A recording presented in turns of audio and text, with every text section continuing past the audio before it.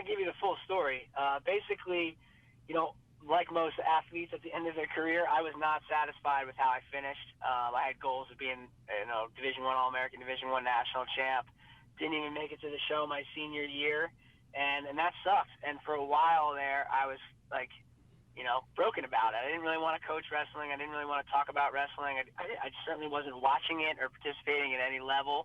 And then when I started to get involved back in the sport, I started to reassess some things, like had to look at myself in the mirror pretty hard and accept what had happened to me was partly my fault, and it wasn't just like this sport sucks or, to be bitter about it certainly didn't help things.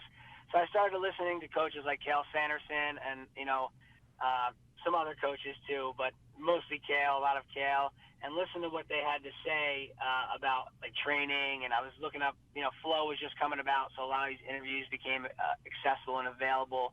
And I started taking notes and putting together my like roadmap to success, or like where my shortcomings were as an athlete, and how as a coach can I then not have my kids do the same thing I did so that history wouldn't repeat itself.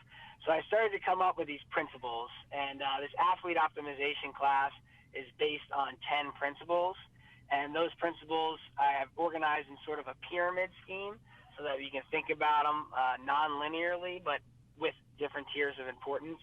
And the first one at the top of the pyramid is goal setting, and that's really having an ultimate goal. So what is going to drive you? What are you going to get out of bed at 5 in the morning? Why are you going to train when you're tired and no one else is training? That's kind of like, that's the ultimate goal, is going to force you to keep doing that stuff or help motivate you. So milestone goals, those are shorter term goals that help you assess what your plan is. So if I want to be an NCAA champ and I'm struggling to qualify for the high school state tournament, I need to do some reflecting and say, okay, I'm not really on the right path. So those goals help with that. And then the last set of goals is behavior goals. And that's the stuff that you can control. So that is getting up at 5 in the morning to go for a run when no one else is. That is going to the lifts when you're tired, or going to work out, doing your 2 a day. Whatever those behaviors that you think are going to get you to your goal, to your ultimate goal, those are the things that you have control over. So we assign like behavior goals based on timing. So if it's, for your season, what's coming down the pipe, what are some of the things you need to change about your routine, and assess those. So that's at the top of the pyramid. The second pyramid tier is comprised of mentality and purpose and reflection. So mentality is just like kind of building self-confidence in yourself, clearing your mind, dealing with pre-match anxiety, things like that. Excuse me. And, we have like some subcategories in there. We talk about some meditation techniques with the kids, really basic stuff. Walking meditation, so breathing with step count, so breathing in for 3 steps, breathing out for 3 steps, things like that, just relaxing your mind.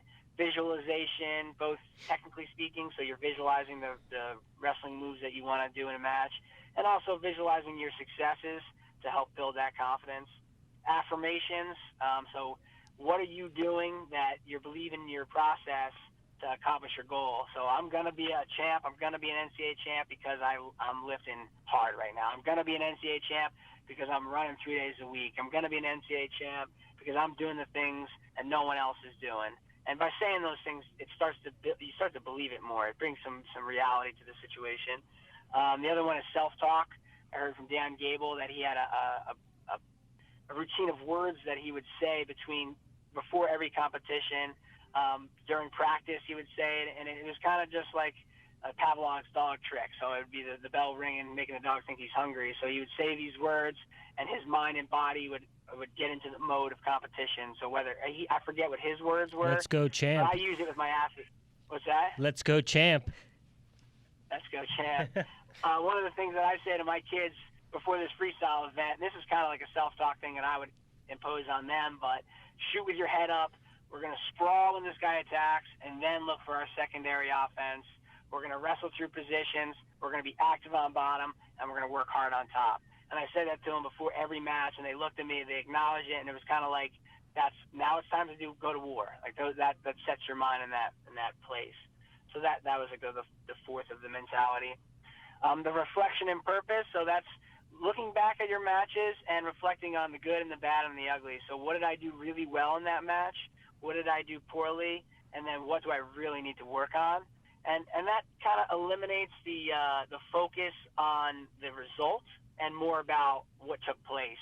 So you could have a really good match but a really bad reflection, or you could have a really, a bad result with a good reflection.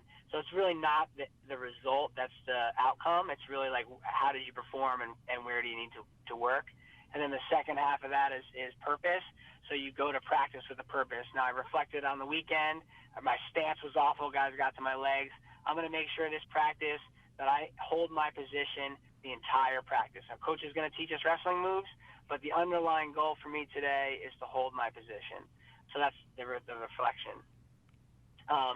The third tier being technique, nutrition, and recovery. So this is like the train smart stuff. So learning wrestling techniques, excuse me, everyone's doing it, but where are you improving? You have a really good sweep single, right? I know you just had mentioned that was your outside shot. You liked it.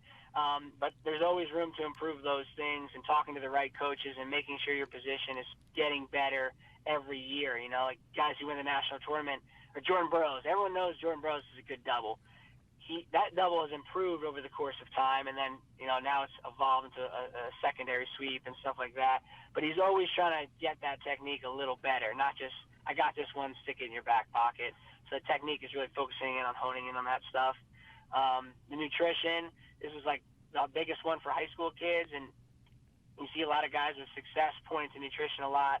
I know Jim and I, we both have the PN1 cert, and that was huge in influencing this class, a lot of that stuff. But eating the right fuel for your body to perform at a high level is super important, and if you can follow that, you're going to have a leg up on everyone else.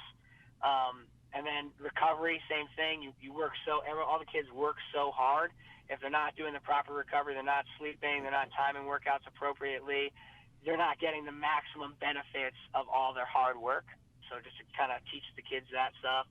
And then the bottom tier is the physical stuff of the pyramid, and that's strength, flexibility, agility, and endurance.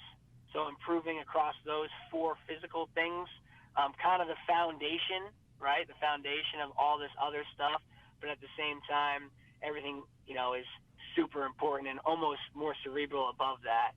Again, the strength training is just training your whole body with wrestling in mind. So you're training appropriately. Your rest times are good in between lifts.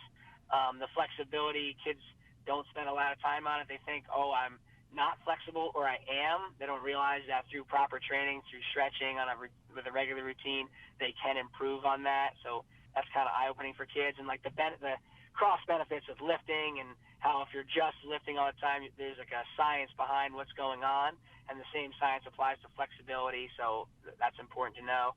Agility, connecting your brain and your body is what we're focusing on. So like there's a central nervous system connection that you can cross-train through gymnastics, through footwork drills, a lot of stuff that helps. One of the analogies I give, if you're a righty and you have a really good righty high crotch and you want to shoot a lefty high crotch, you should probably be able to do right hand and left hand cartwheels first.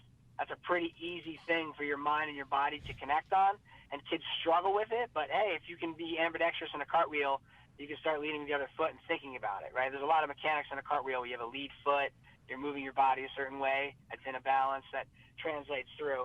So, letting kids know about that stuff and then working through it. And then the endurance, I talk about 3 factors of endurance. 2 are scientific and 1's fairly mental, and that being the VO2 max, lactate threshold, and then what I have coined the empty the tank. So you want to increase your VO2 max, you want to increase your efficiency, you want to increase your lactate threshold, so your maximum capacity of effort. But then the last thing is, what if you've ran out of your efficiency? What if you've maxed out your gas tank, and now you still have to perform after those metrics have been shot? And how do you, react to that situation mentally?